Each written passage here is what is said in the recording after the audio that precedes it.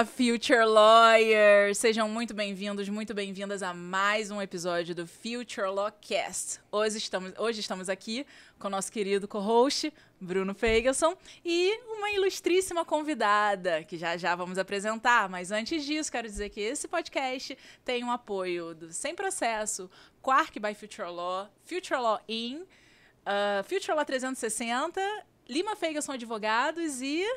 Todos patrocinadores, né, Thay? Todos patrocinadores, patrocínios de milhões.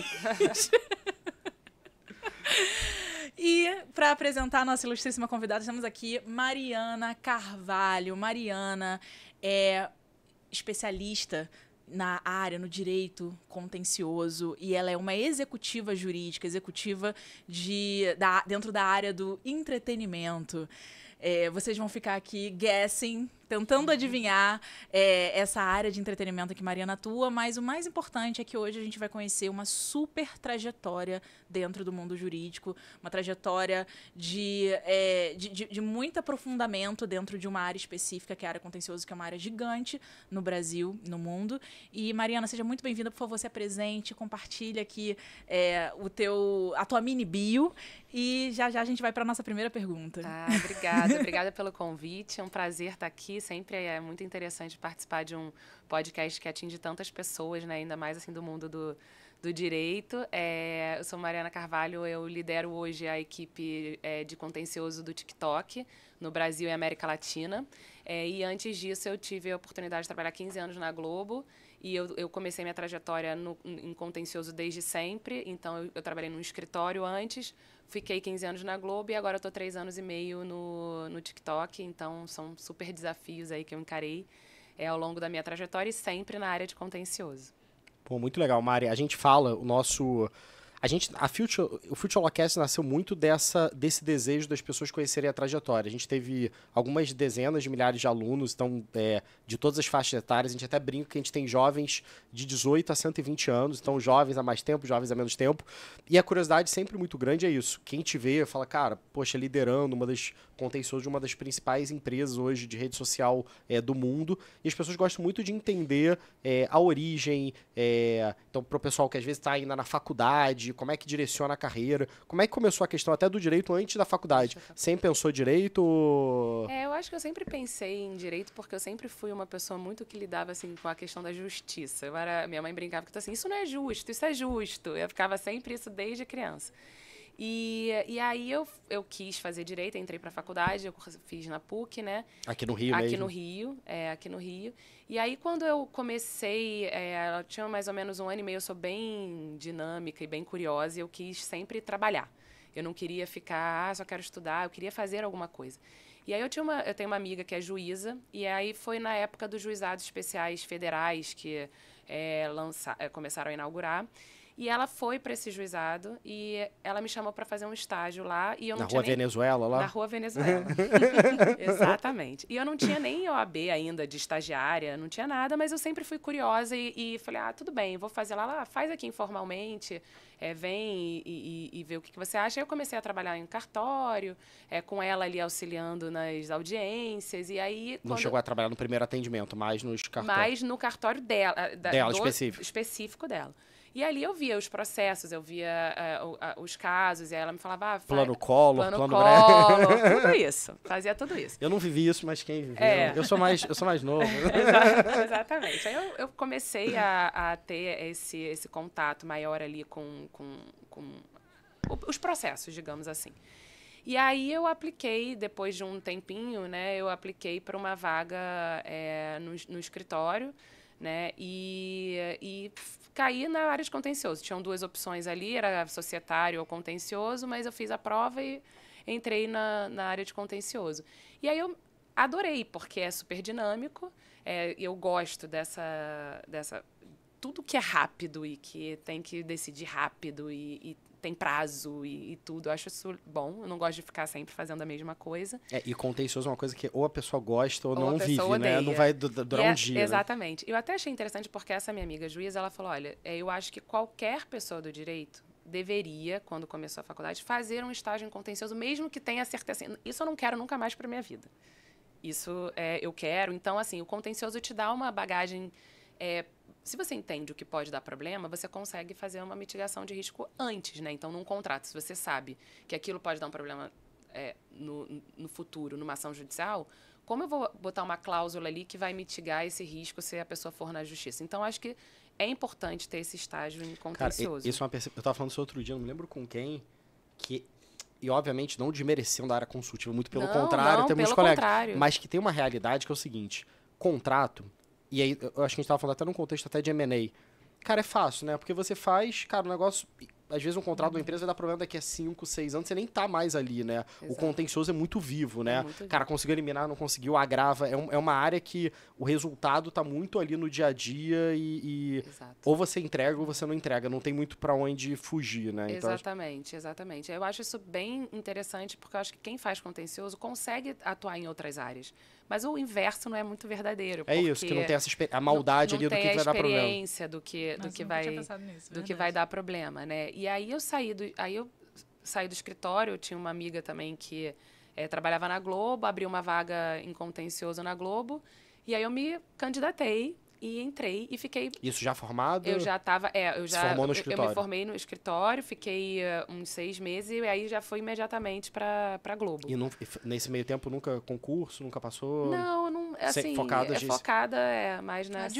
Advogada, E aí eu fui para a Globo, onde eu fiquei 15 anos, e eu fiz a minha trajetória, porque eu entrei muito nova, eu entrei com 25 anos, sei lá, eu entrei muito nova, e fiz toda a minha carreira como advogada júnior e fui até especialista na Globo, então passando aí por toda a trajetória e sempre na área de contencioso. Porque isso que eu ia falar, essa é uma transição complexa também, que muita gente nos pergunta, e isso acontece com muita frequência. Qual o momento de sair para o escritório para a empresa, qual o momento de sair da empresa e para o escritório, e principalmente o contencioso, por ter esse aspecto prático, por outro lado, é o mais difícil, talvez, para ir para a empresa. Se você está numa área, às vezes, mais consultiva, você está mais na dinâmica ali de resposta. O contencioso é uma dinâmica no escritório muito diferente do que dentro de uma empresa, né? Em nível gerencial e até de dia a dia, né? De cartório. Ainda mais nessa época que tinha esse dia a dia de despacho, tribunal o tempo inteiro. Imagina no escritório, tua vida era tribunal, era a né? época do prazo, de aquele prazo... Carrinho correndo no centro. E anotando no fichário os processos, não tinha nada eletrônico, tirando cópia, então era bem pesado. Cara, né? isso é uma coisa que a gente nunca vai entender. Primeiro que a geração Z aí, nossos amigas e amigos, nunca vão conhecer essa realidade de contrafé, papel. Eu tinha fichário. Fichário. Meu fichário com todos os processos e eu ia anotando os andamentos um por um. Aquelas boletas. Boleto, era... Eu falo boletar hoje, as pessoas não entendem o que é boletar e de onde veio a origem do boletar, Fila né? de proger lá, de tipo... protocolar prazo, ia correndo na Praça 15, porque eu trabalhava no escritório na Praça 15, eu tinha que correr. Isso que eu falo, isso é uma coisa que é muito doida, que também é a realidade que não existe mais, principalmente hoje, processo eletrônico e tal, mas, cara, todo mundo deixava tudo pra última hora, então era muito comum, né? Você andava pelo centro do Rio, você já sabia quem era advogada júnior, estagiário, que era aquela galera vindo com o carrinho e o processo caindo, e o processo despencando, amarrado com cordão. Liberava um prazo, assim, 15 minutos antes, se vira e protocola. De maluco, cara. E por que ninguém fazia um D-1, né, cara? E se você for comparar, isso é uma coisa também interessante, você acompanhou com certeza muito essa evolução. O timing do processo era diferente, porque o processo era físico, ele publicava. Eu estava falando isso até recentemente da diferença para mim do contencioso estratégico. Porque o contencioso estratégico há 15, 20 anos atrás, realmente era uma carteira muito enxuta. Porque você tinha poucos processos, o processo demorava, você tinha tempo. Hoje, mesmo no estratégico, tudo é volume. Dá um problema, são milhares... Tudo virou muito volume, tudo é uma velocidade. Não tem mais aquele tempo do processo que se tinha... E mesmo nesse momento que você tinha menos volume, as pessoas sempre chegavam no último segundo do fórum. Era assim, o pessoal fechando, aí botava o pé. Aí já tinha... Aí ficava alguém esperando lá pra... Aí botava tênis só pra correr na praça e voltar e botar sapato. Tipo, uma loucura. Né, era uma loucura, mas era dinâmico e eu aprendi... E a galera gostava. Né? Gostava e aprendi muito com isso, né? Assim, aí você aprende a lidar com essa questão do imediato. O que você vai fazer agora? Qual é a sua solução que você tem agora? E aí eu sempre quis também ir para a empresa, porque eu queria também eu gosto muito dessa questão do negócio, de participar do negócio e de ver o negócio evoluir, crescer, como você pode ajudar ali usando o direito. Eu acho isso muito interessante. Então, quando eu fui para a Globo, eu comecei a lidar com todas as ações judiciais, cíveis e criminais, e eu tive uma chefe, que hoje é desembargadora, maravilhosa, e ela virou para mim e falou, olha, eu acho que você tem o perfil de fazer atender o jornalismo. Putz, legal. Porque você podia atender o entretenimento ou o jornalismo, que são ações judiciais que envolviam Realidade completamente a realidade diferente. completamente diferente. Mas eu acho que você tem um perfil para jornalismo.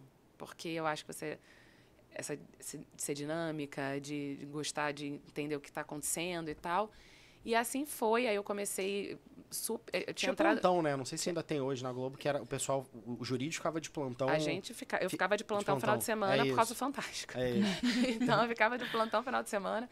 E aí, eu comecei a fazer Isso foi muito interessante, porque eu era super nova. E aí, ela me chamou para fazer um roadshow, como se fosse para os... a Globo tem, né? Recife, São Paulo, Os Rio... afiliados ali. Não eram nem afiliados, eram da própria Globo. E para fazer as palestras para o jornalismo. Para todos os jornalistas, explicando assim, o que pode dar problema, o que não pode, como você vai...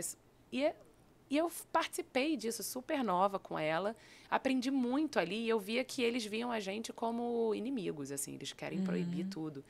E o pulo... Censura, né? Restrição. A censura. Só que qual é o maior desafio, na minha visão, de uma advogada de empresa? É você viabilizar absolutamente tudo. O seu goal é viabilizar tudo com o menor risco possível da empresa. Então, não adianta ele chegar para mim, eu quero fazer isso. Não pode, por quê? Não é. Como você pode fazer isso de uma forma segura, juridicamente? Então, esse foi um desafio que eu aprendi ali com ela e que eu levei para minha carreira. E a Globo, cara, a gente teve a oportunidade... A gente já entrevistou Rafa, Andréia... Rafa e André. São maravilhosos. Quem mais? Tem mais gente, cara. Acho que eu lembro dos dois. Cara, Rafa e André, assim, de memória. Se passou alguém, pedimos desculpa. Eles são Não, a maravilhosos. Tati, que foi da OLX, mas foi da Globo, mas também tá. passou. Algumas pessoas É que a Tati foi na minha licença. Algumas pessoas que são da Globo, pessoas que passaram por lá. E é muito legal, porque assim, na Globo, e principalmente nesse período que vocês passaram, cara, era uma mega escola, né? Um jurídico enorme, super. que era digno de um escritório de advocacia, né? Em nível de especialidade, e com grandes causas emblemáticas, né? Assim, E você criava, na verdade. Porque você não... eu passei a trajetória toda da Globo, foi um período muito rico para a liberdade de expressão.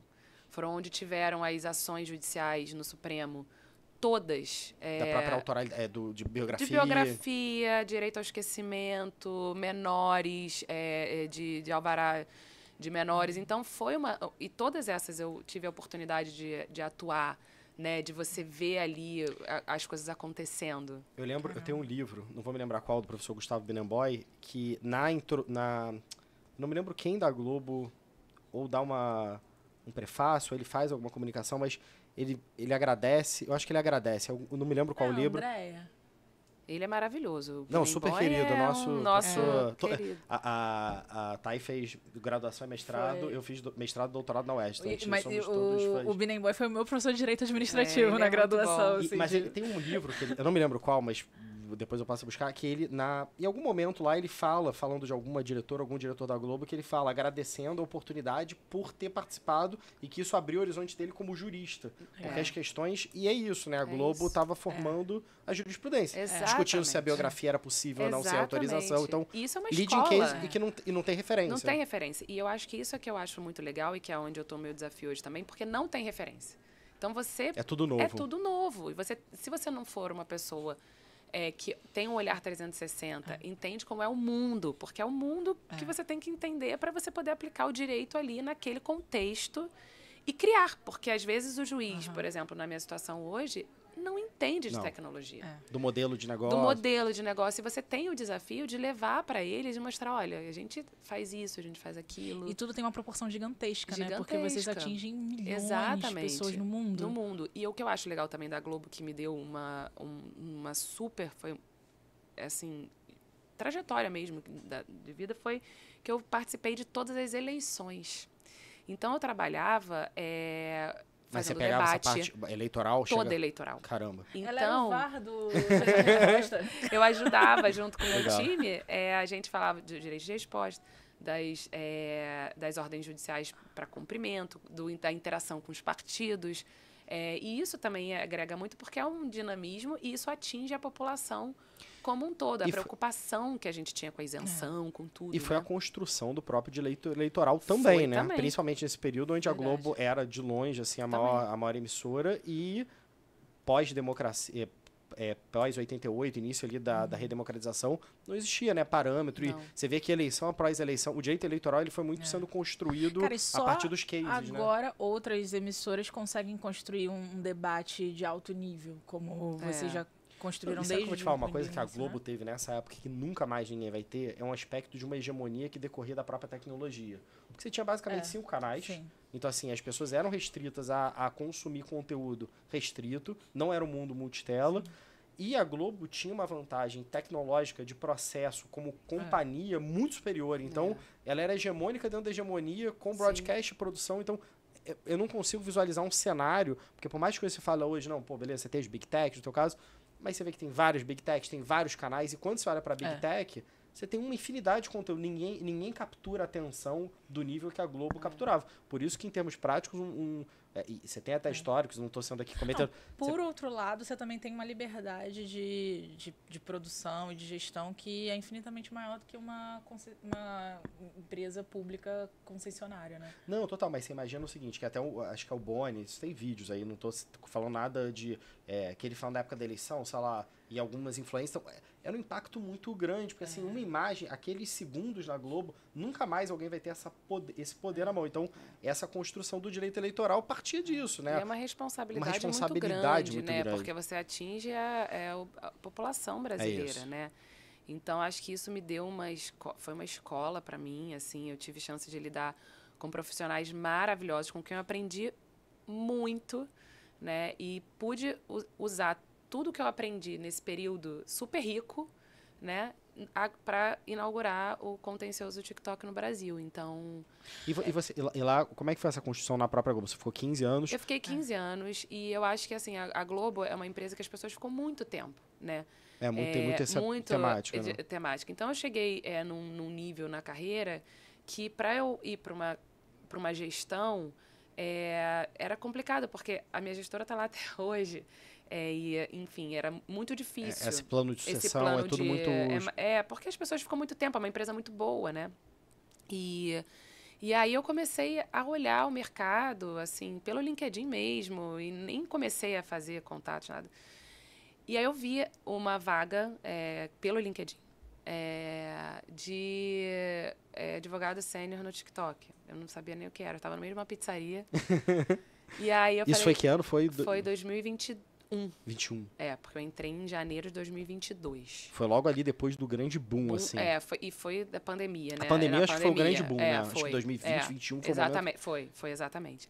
Aí em 2020, final de 2021, eu tava numa pizzaria, eu olhei ele e falei pro meu marido, essa vaga é minha. Essa vaga... E eu me inscrevi na pizzaria. Louca, mas eu me inscrevi na pizzaria. Preenchendo lá. Preenchendo. E aí demorou um mês, mais ou menos, assim. Aí eu recebi um e-mail, aí me chamaram para fazer as entrevistas. Aí eu fiz 9 entrevistas. Foi um processo super complexo. A empresa de tecnologia tem muito isso do fit cultural, né? E porque também é uma empresa global, Sim. né? E você também tem que ter ali o estilo da empresa, enfim.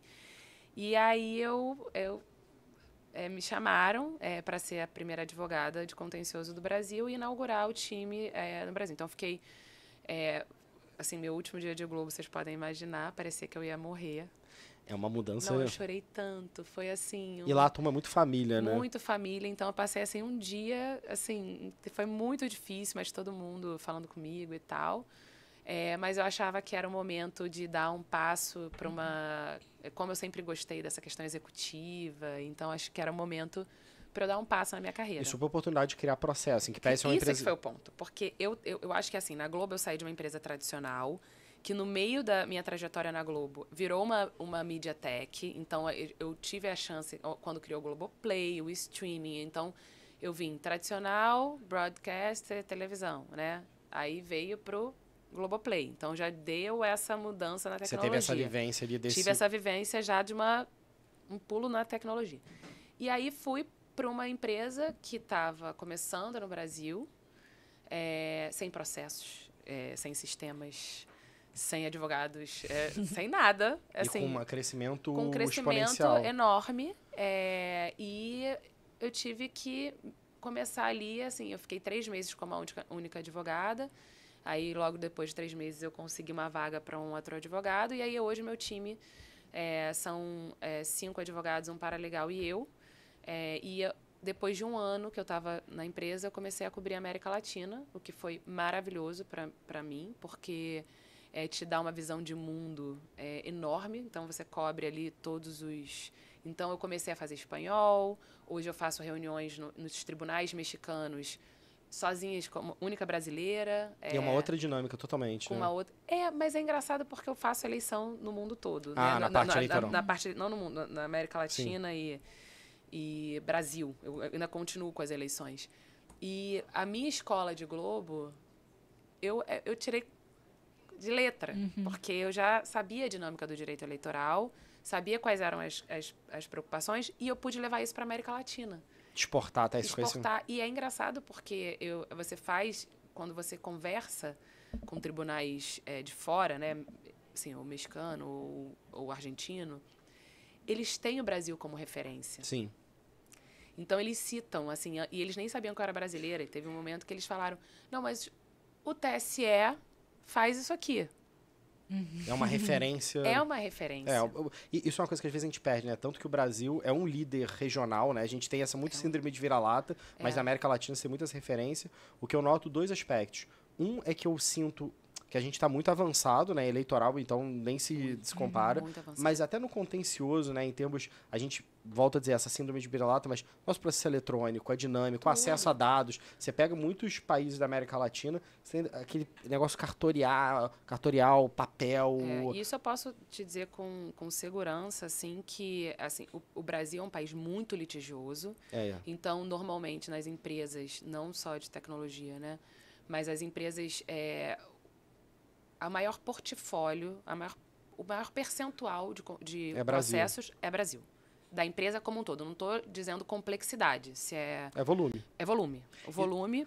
A gente até estava falando, a gente teve uma oportunidade de falar com a Giovana no Google, ela falou isso. Na época, eu não me lembro o número, mas era, sei lá, 95% das ações do Google estavam no Brasil. Tipo isso. Proporções assim... Proporções... Porque às vezes a gente fala assim, maior proporção, você fala assim, não, porque... Não, cara, não. É de 85 para cima. É isso.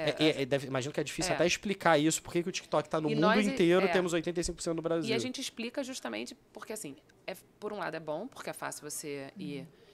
para o judiciário, né? Então a pessoa tem ali uma possibilidade, um acesso, mas por outro lado as pessoas usam muito isso de uma forma ruim, que acaba inchando e tirando a oportunidade das pessoas que realmente precisam tá lá. Mas a gente explica isso para eles e eles, enfim, eu tive esse desafio, né, de sair de uma empresa nacional para uma empresa global, em que você tem que ter, né, você trabalha em inglês, em espanhol, em todas as línguas.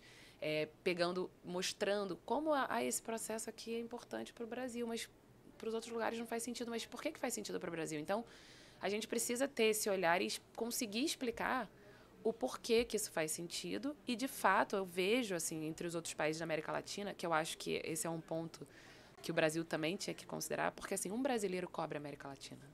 Uma pessoa da América Latina não cobre o Brasil. Impossível. O cara que não teve experiência... Ele não cobre o Brasil. Não tem como. E a gente também já entrevistou muita gente do Mercado Livre, tem uma relação muito forte. Uma coisa, por exemplo, que eu vejo na Argentina, que é muito legal, é que lá, por exemplo, você não entra com um tipo de ação de consumo se você não passar por uma instância como se fosse um PROCON. Então, isso a gente deveria talvez aprender com eles, porque o judiciário hoje é completamente lotado e acabam chegando dinâmicas N, né? Sim. Mas eu concordo, eu acho que é muito difícil para um profissional latam que não tem experiência no Brasil tocar contencioso impossível. E não consegue nem entender o que é um jack. Exatamente. O que é um PROCON, como é que...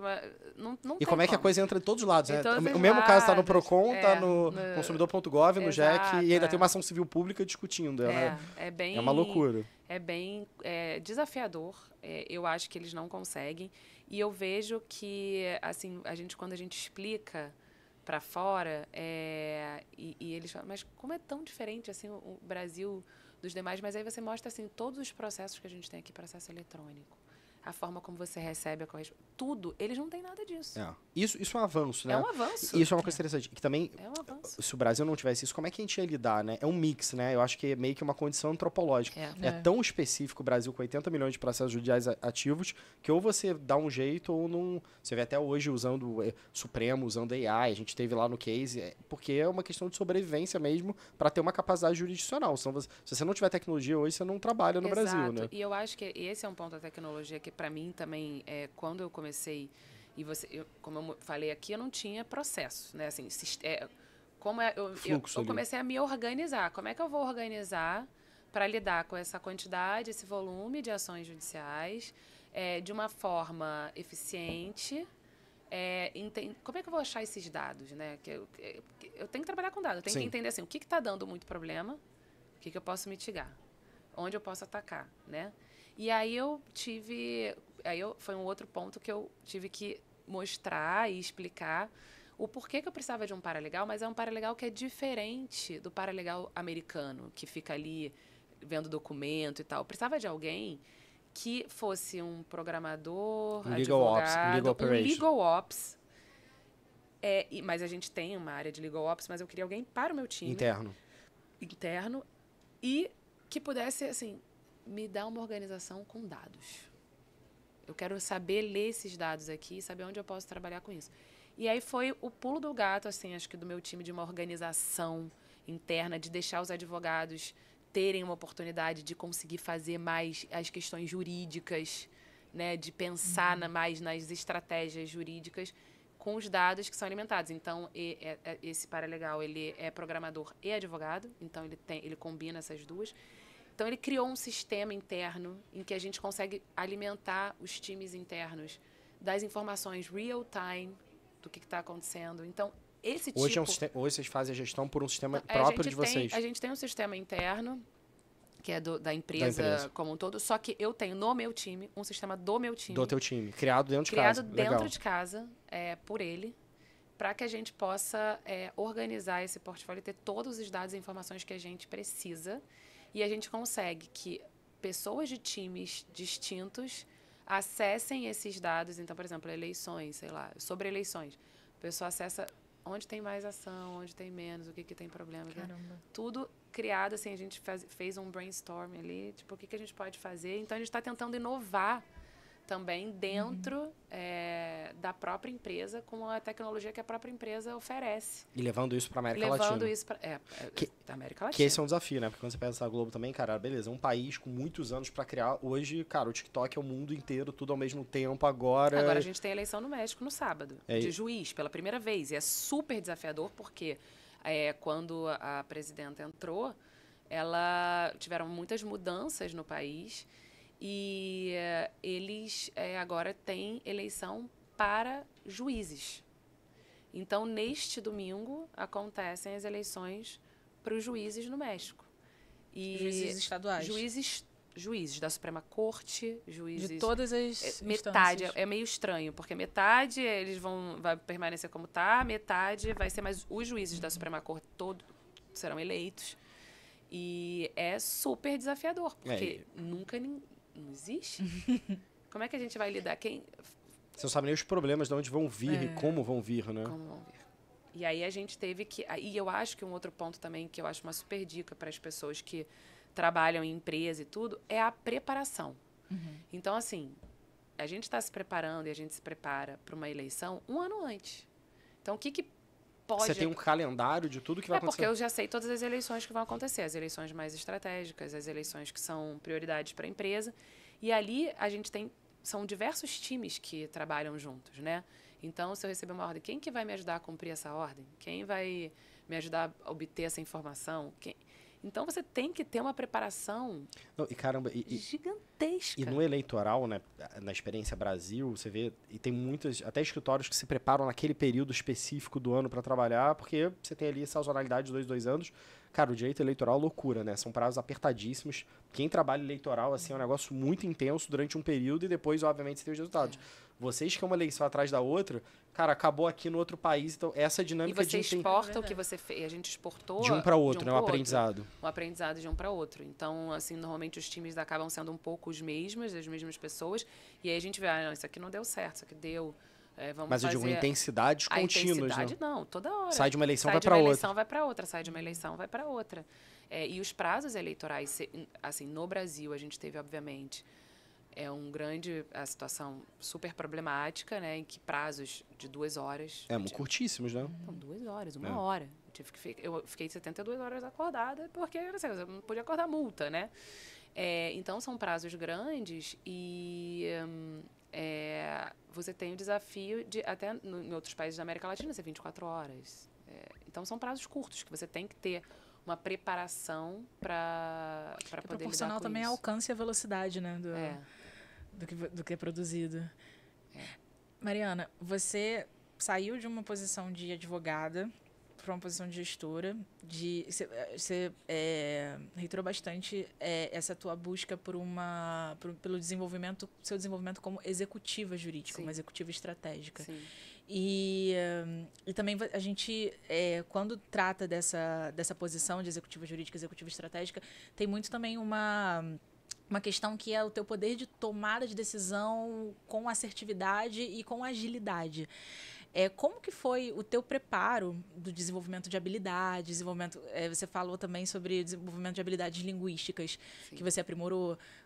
Hoje você consegue gerir times internacionais com fluência em inglês, espanhol, mas eu acho que a habilidade de gestão e a habilidade de tomada de decisão no teu preparo como executiva jurídica, eu acho que se destaca. E o que você pode compartilhar desse preparo, o processo para que você se coloque nessa posição com que ela é demandada, né? Sim. Eu acho que a Globo me ajudou a ter um olhar executivo já, assim, mesmo eu não tendo ali um cargo de gestão, mas eu já conseguia ver, e eu acho assim, primeiro eu prestava muita atenção nos executivos. Como a gente tinha um presencial naquela época, e aí até essa minha primeira, que hoje é desembargadora, me ensinou foi, escuta e preste atenção no seu ambiente. O que as pessoas estão fazendo, as pessoas que te interessam estão falando, como elas estão agindo. Então, assim, eu tinha muito esse olhar, que ela me deu essa dica quando eu comecei. Absorve ali Absorve tudo. Quando eu tô aqui, ela falou assim, senta aqui do meu lado. Quando eu estiver falando com alguém, presta atenção. Quando eu estiver, você quer, presta atenção. Então, eu tenho muito o olhar do meu ambiente ali, do que está acontecendo. Então, comecei ali. E aí eu comecei e falei, eu gostei desse curso. Aí eu tive a oportunidade de fazer até pela Globo um curso de liderança e Negotiation and Leadership em Harvard, me deram. Eu consegui fazer, legal. Foi super legal. Aí eu comecei a absorver ali isso. Então eu comecei a ver essas questões da liderança, como fazer e como ser um líder que inspira, que motiva. Porque não é um líder que chega, você tem que fazer assim ou você tem que fazer assado. Isso não adianta nada. Especialmente hoje com a geração Z.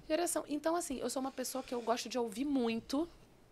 Eu escuto ali. Então, eu fui me preparando assim. O que eu preciso de... então, fui fazendo cursos, fui prestando atenção no meu ambiente de trabalho, fui vendo líderes que me inspiram, como eles agiam. E dali eu fui moldando o meu jeito também. Porque eu acho que não tem uma regra, você tem que ser assim. Mas eu acho que você bota muito o seu jeito também dentro daquilo. E eu lido com pessoas muito novas, né? Mas eu me sinto muito jovem. Jovem de todas as idades. Jovens a mais e a menos tempo. Jovens a mais, né? Eu brinco que meu relógio diz que eu tenho 20 anos. Então, assim, eu falo, então, eu tenho 20 anos. Eu brinco com eles. Então, assim, eu acho que eu escuto muito eles. E eu acho que a gente tem uma troca, né? Do tipo, olha, eu acho que vai por aí. E você, quando tem a experiência, a maturidade, você consegue ver... Às vezes, a pessoa é super maravilhosa tecnicamente. Mas faltou só o pulo do gato, que é por isso que você está ali. Né? Na vivência, assim, né? Na vivência. E assim, não adianta um gestor botar a mão na massa. Isso não adianta. Você tem que saber, escolher as pessoas certas, delegar para as pessoas certas, que você sabe que essa daí vai dar conta. E que quando ela mandar para você, você vai ter que fazer um ajuste fino. Você não vai ter que... Peraí, deixa eu parar tudo e fazer, porque aí não adianta. Então, eu acho que assim, eu tenho muito cuidado na hora que eu contrato alguém. Então, eu realmente... sou uma pessoa que eu tenho um feeling ali de... Não é só ser bom tecnicamente. Tem que saber trabalhar em time, colaborativamente, ser uma pessoa legal, bacana, que seja fácil de lidar. Então, meu time hoje é maravilhoso e eu tenho essa dinâmica de preparação. Assim, agora eu preciso dessa língua X. Então, vamos na língua X. E aí eu incentivo que eles também façam. Busquem ali. Eu dei uma oportunidade agora, assim, você vai fazer América Latina agora porque a fulana... Vai aprender espanhol. Então... Corre atrás ali. Corre atrás. E eu acho que também, assim, eles vendo o que você faz, você liderar pelo exemplo, é muito importante. Assim, não, peraí, ela tá ali tá fazendo, tá aprendendo espanhol, peraí, eu vou aprender também. Então, eu quero ser uma líder que inspira. E você tem essa dinâmica presencial? Como... Eu tenho, a gente tem presencial 3 vezes na semana. Então, eu tô ali com eles também, sempre. E eu busco dar oportunidade iguais para todos. Né, assim, sei lá, tem uma viagem, vai você, agora vai você tem esse jeito para isso. Então, eu tento pegar, assim, qual é a melhor qualidade dele ali. Mas eu também, por outro lado, quando eu vejo que tem alguma coisa que não tá tão azeitada, eu boto o desafio também para a pessoa. Porque se a pessoa não for desafiada, também não é legal. Eu gosto de ser desafiada. Sim. Então, eu acho que essa gestão que eu busco é uma gestão, por exemplo, de ouvir, de uma escuta, e às vezes falar, o que você acha? Eu já sei a resposta. Mas o que você acha? Eu acho isso. Não, tem razão. Nessa que você está falando de entrevista, e, cara, uma pergunta que muitas vezes as pessoas fazem, o que você acha que é uma característica, assim, em termos para essa galera que está hoje, sei lá, alguém olhou e falou, caraca, meu sonho é trabalhar lá no TikTok com a Mari, vou mandar o currículo, o que é o que te chama a atenção? O que é isso? Você falou desse feeling que você tem, o que é isso mais prático, assim? Eu acho que, assim, primeiro, eu acho que a pessoa precisa ir não só sabendo direito. Porque eu faço perguntas assim, sei lá, temas que estão acontecendo no mundo, na política. Geopolítica ali. Que estão acontecendo, porque tudo está interligado. Impactando. E o teu dia a dia também depende disso. Depende disso. Então, eu faço primeiro uma pergunta assim, eu vejo se a pessoa é só técnica, eu trabalhei, só faço isso, ou se a pessoa tem uma visão 360, como ela lidaria com... Eu busco muito assim, como você lida com times... que a gente fala cross-functional, times multidisciplinares. Como você lidaria numa situação em que houvesse um conflito entre o seu time e o time do outro para você tomar chegar numa decisão comum? Então, esse tipo de pergunta que vai além do direito é que vai chamando a minha atenção e eu vou vendo ali... O perfil. Se tem um perfil mais combativo, se tem um perfil que vai... conseguir conciliar melhor, ou que porque assim, o contencioso é combativo. É isso. É da essência das pessoas que buscam. É da essência das pessoas. Só que você pode ser... Eu falo isso, e foi um ponto que eu... Em todas as empresas que eu... Enfim, na Globo e tudo, você pode discordar e deve. É bom. Que bom que as pessoas pensam diferente. Só que como você vai chegar num consenso sem um conflito desnecessário, das pessoas ali achando, fulano... Não, gente, olha só, é assim, mas você acha que assim esse caminho do meio resolve?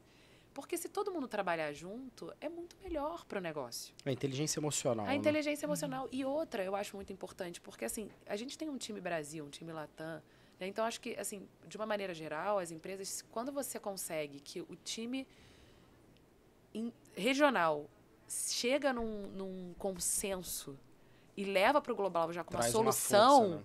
Você traz uma força. Sim.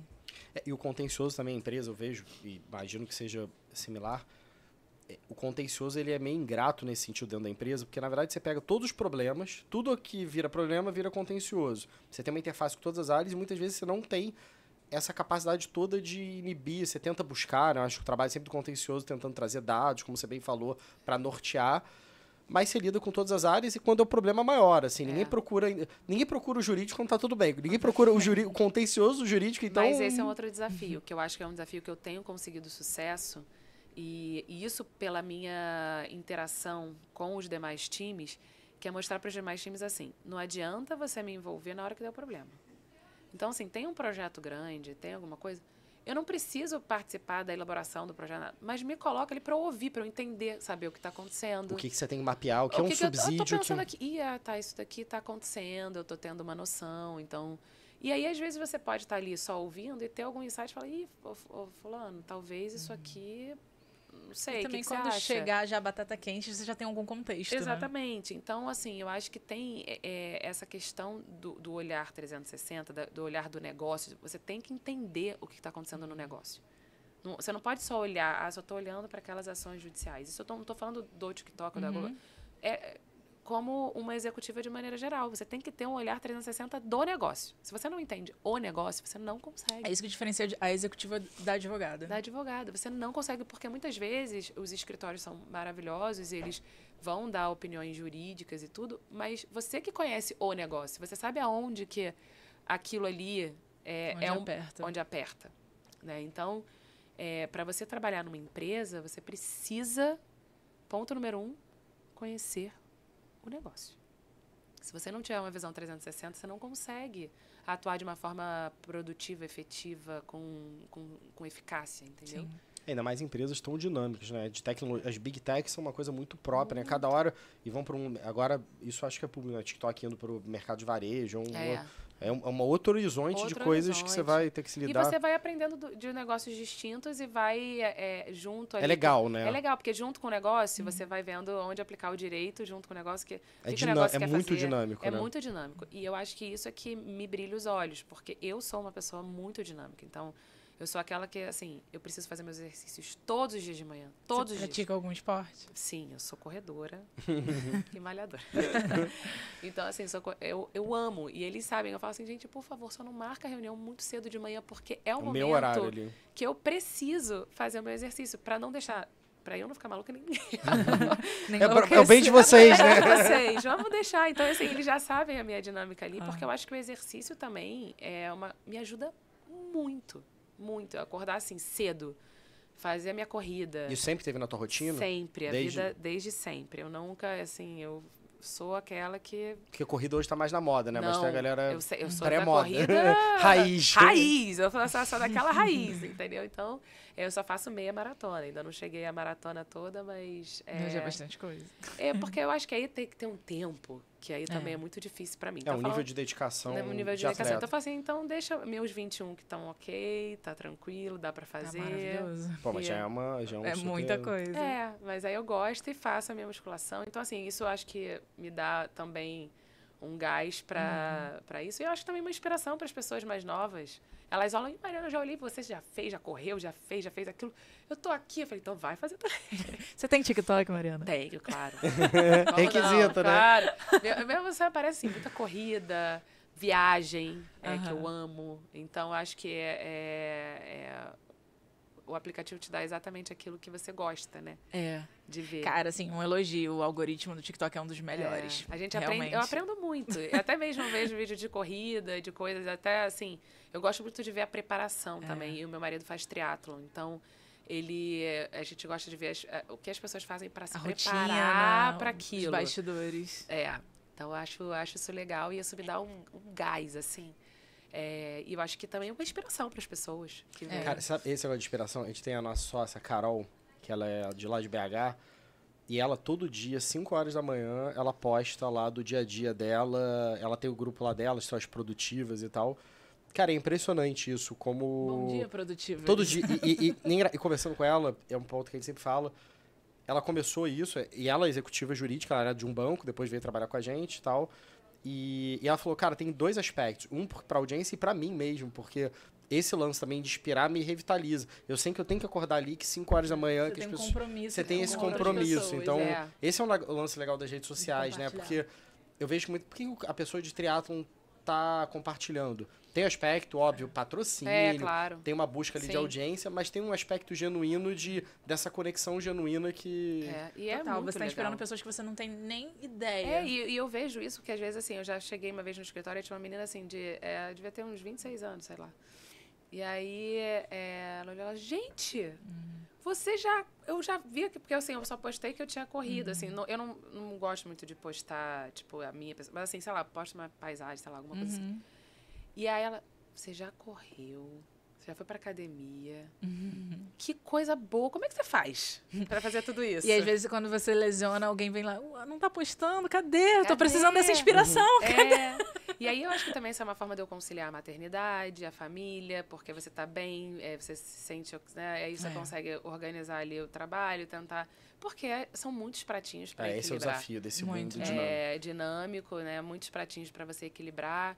E também faço parte, como você, das estratégicas, que eu acho que são mulheres super fortes, que também estão ali para inspirar as outras, tanto no ambiente de trabalho, elas também fazem esportes, elas também são... A Maria também acorda cedo pra correr. Pra E correr. aí, sabe uma conversa engraçada que eu tive com a Maria? Foi agora. E aí eu falei assim, pô, Maria, o marido dela também pratica triatlo. E ela falou, mas aí você não pensa em participar de uma prova e tudo mais? Aí ela, não, tô longe disso. Eu falei assim, nossa, a prova é legal pra quem não tem disciplina. Porque te inspira, você, olha, eu sei que eu tenho que correr 10K daqui a 2 meses, então todo dia eu tenho que treinar. Te força ali a ter um Te horizonte. força, ela, não, eu não preciso disso. Eu acordo todo dia, não preciso vai. de prova e vou. Parabéns. Eu também não preciso de prova, mas eu gosto de uma prova. Eu gosto. E aí o meu marido fica assim, vai fazer vamos correr, vamos pedalar e vamos nadar. Eu falei assim, mas o que eu gosto é de Teu correr. foco é a corrida. E eu tenho medo de fazer uma bike, me machucar e não poder fazer o que eu gosto, que é justamente correr. Mas assim, eu acho que é uma forma também de inspirar meu time, de inspirar as pessoas que estão ao meu redor. E vem, assim, eu sou bem mais velha que eles. E eu acho que é legal eles verem, né? Olha, tem uma pessoa ali que pode ser mais velha, mas que tá fazendo esporte, que tá inspirando. Essa janzetarista. Né? Não, e ainda mais isso. Cara, isso que eu ia perguntar, assim, diferença de cultura, né? E Big Tech, eu não lembro onde a gente estava lendo essa pesquisa, não imagino que seja o caso, mas várias empresas que o ciclo é muito curto, né? Comparado principalmente com a tua experiência Globo, que era empresas. Fica muitos anos. As empresas de Big Tech, de maneira geral, não é uma particularidade do TikTok. Se for para todas as grandes Big Tech, você tem essa dinâmica, né? Então, isso é um desafio, né? Também de como manter as pessoas. Eu acho que a gente fala... Não tem um episódio que a gente não fala de Bauman e de modernidade líquida, mas é a dinâmica do mundo hoje, né? Então, eu particularmente que eu sinto na geração mais nova é isso. Muita liquidez. É difícil dificuldade mesmo. de engajamento ao longo prazo. Bauman é nosso arcabouço teórico aqui. Que é? Bauman é quase o nosso arcabouço teórico aqui para pensar. É um desafio que eu fico... porque... até das organizações, né? A gente vive isso, todo o escritório, nesse processo, então é um desafio. Como é que você vê esse...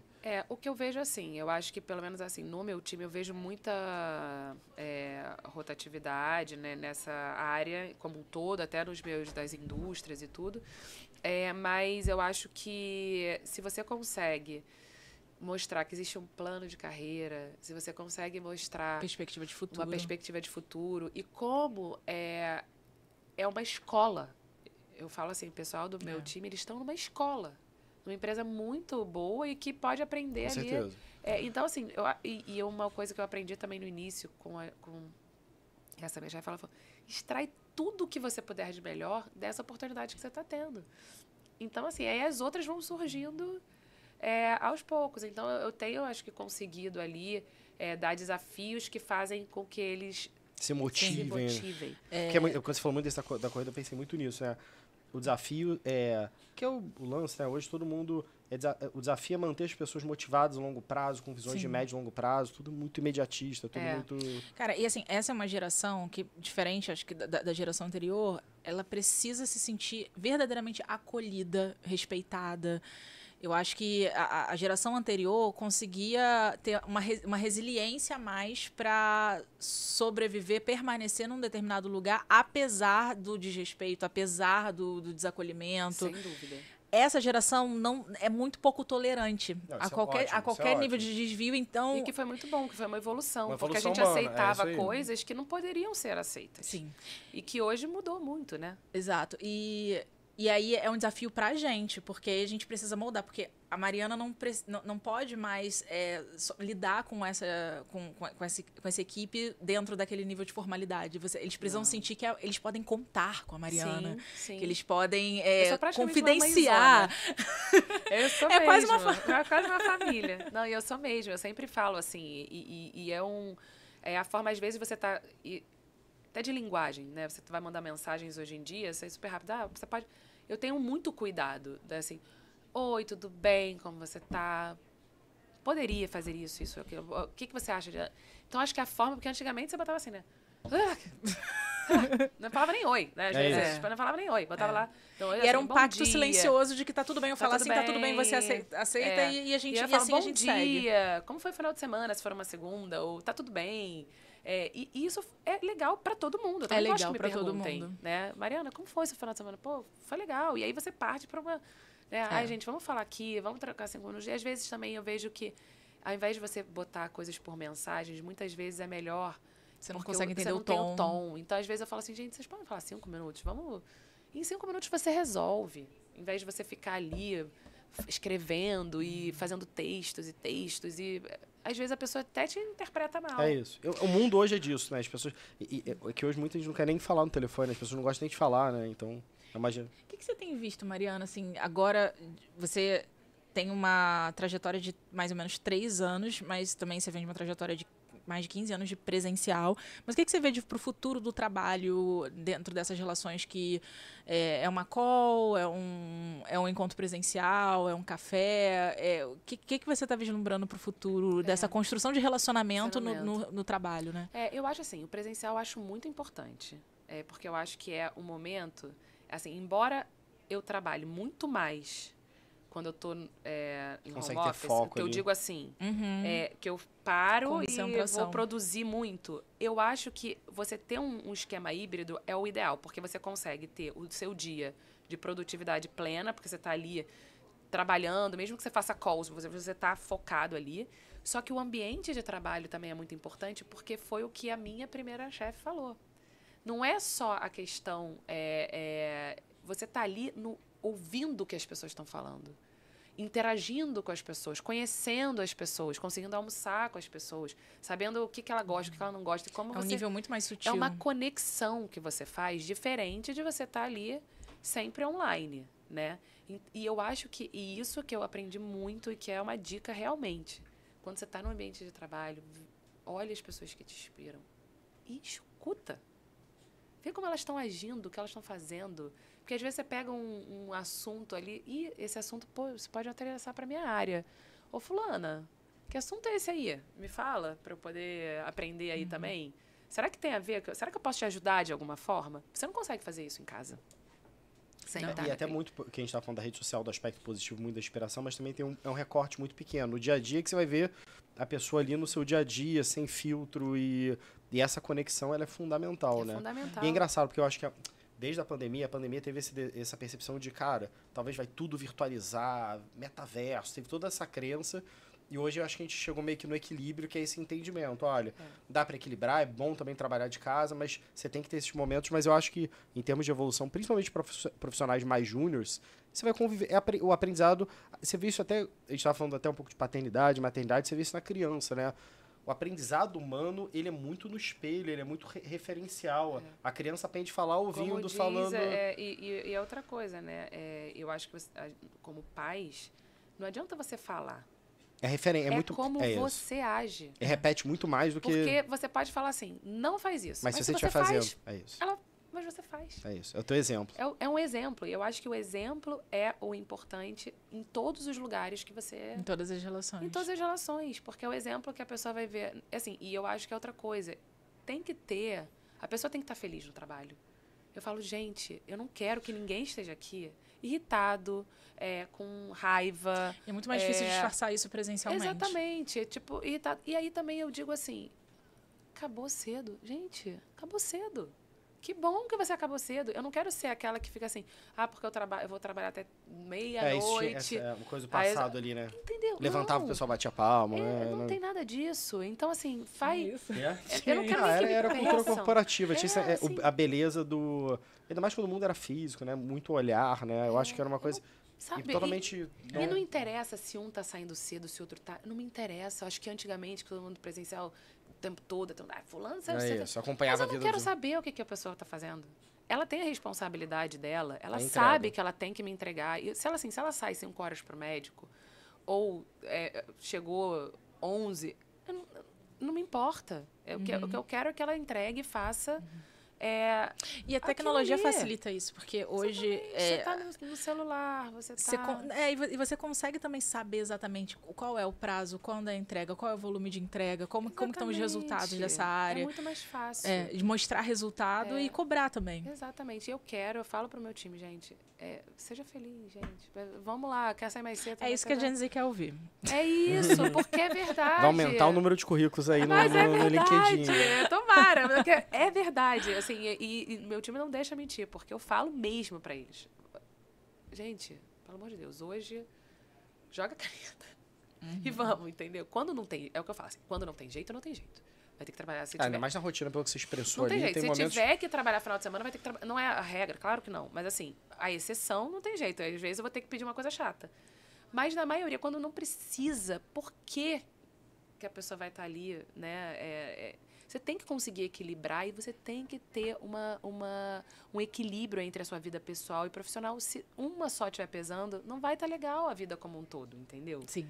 Então, eu tenho muito esse cuidado e eu tento muito, assim, olhar pra mim e às vezes, falar, não, peraí, agora não dá, porque agora eu preciso priorizar aqui, agora eu preciso priorizar a família, ou sei lá, você tem que estar equilibrando, né? E eu mostro isso pra eles, eu busco no meu time ter uma saúde mental, física pra eles também, porque senão não adianta, vai ser ruim pra mim, né? Sim, sem dúvida. E eu acho que isso também, a questão da saúde mental é um aspecto até normativizado agora, né, com direito de trabalho e tal, mas é um aspecto fundamental, né? E as novas doenças, né, o nível de ansiedade, depressão, então é uma nova dinâmica, então é muito importante. Eu tenho muita preocupação com isso, porque A saúde mental das pessoas. A saúde mental das pessoas. Então, assim, eu busco muito, eu converso, eu sou muito aberta e, assim, tá com algum problema? Não, vamos lá, vamos resolver. O que eu posso ajudar, o que eu não posso, o que dá pra você fazer.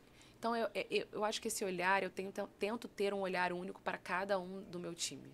Assim, de saber o que cada um ali... Sensibilidade. Da sensibilidade, cada um gosta.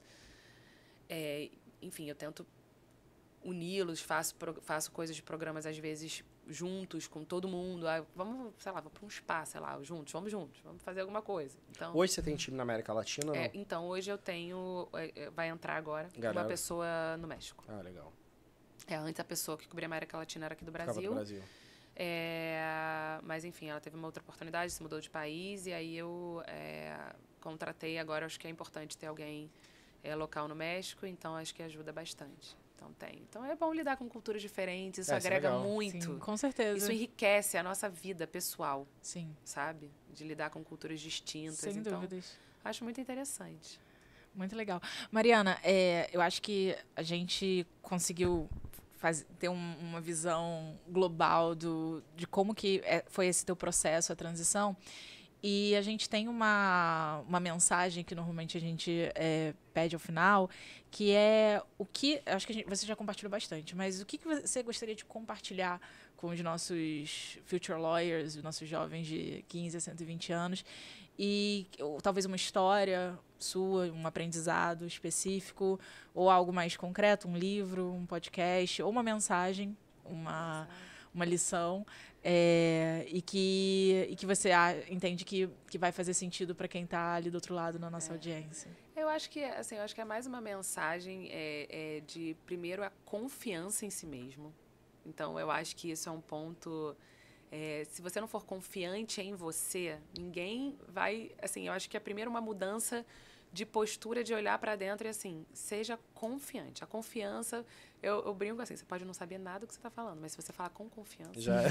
Fake it till you make it. Assim, ó, é isso. Então, eu acho que primeiro a confiança. Eu também tenho a ousadia.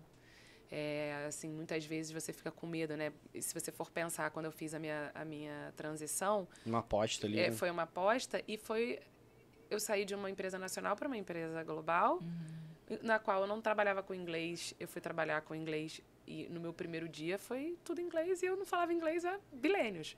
Então, eu fui ousada. Então, se expôs ali, né? eu fui ousada, né? Então, eu acho que a mensagem é ter uma confiança em si próprio, obviamente, com a sua bagagem de conhecimento, né? De estudo, porque ninguém também vai... Né? Você tem que ter uma bagagem ali. Ser confiança, ser ousado e acreditar que você pode fazer... pode estar naquele cargo ou você pode ter aquele desafio e quando você tem esse desafio, traçar uma estratégia de como você vai alcançar o sucesso ali dentro. Então, por exemplo, comecei a América Latina. Não, preciso fazer espanhol. Imediatamente fui fazer espanhol. Então, eu acho que ter essa mensagem, né, de aonde você quer chegar e o que eu preciso fazer para chegar até lá com confiança. Então, acho que é mais uma mensagem, assim, que eu busco muito...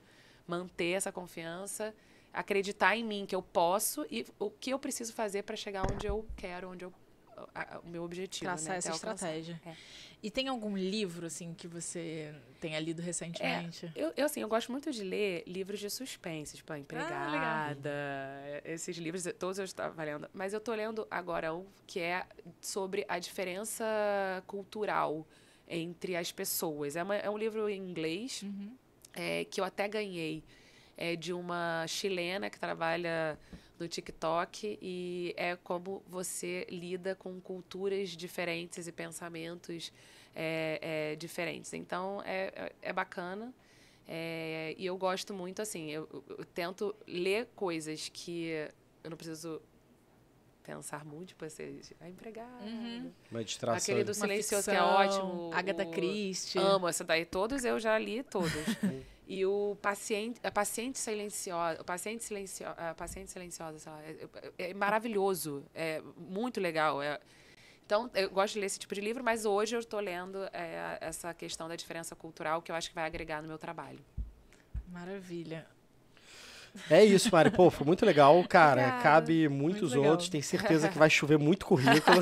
Ai, Eu espero que tenham gostado, assim, Não, vim foi de muito peito legal. aberto. Não, isso é muito legal, assim, isso a gente gosta muito porque, volto a dizer, assim, a nossa audiência gosta de entender ali o dia a dia. Às vezes, cara, você tem uma imagem, e a Mari é super gentil, participou com a gente do Future Law Experience também, foi uma experiência legal, do evento da B2L. Podem me convidar, que eu adoro falar em público, adoro e compartilhar sempre- experiências. isso é outra habilidade. Eu gosto, acho que Não fala isso também demais, que vai chover convite agora, palestra do Brasil inteiro. Podcasts. Compartilhar é sempre bom, e eu acho que a gente, é o que eu falo, assim, ser inspiração para as pessoas é muito bacana. Tomara que eu seja. Não, com certeza. Com certeza é. Com certeza que temos que ter outro episódio, né, Thay? Mais um episódio. Cara, eu tô... acho que a gente já pode cortar, que aí eu emendo aqui. Corta então, Thay. Faz encerramento. Já Muito obrigada. Só pra explicar pras pessoas, você tem 3 podcasts, né? O pré, o podcast e o pós-podcast. A Tainá tá louca já pra começar o pós aqui. Começar um pós aqui. Vai dar encerramento, Thaís? Galera, esse foi o nosso episódio Future Lawcast. Muito obrigada, Mariana. Obrigada pela Prazer. compartilhar generosamente tua história, sua visão do que é a construção de uma carreira no mercado jurídico, carreira de super sucesso. Muito obrigada. Obrigada, Bruno. Obrigada. Valeu, Léo. Obrigada, tchau, pessoal. gente. Tchau, tchau. Até a próxima.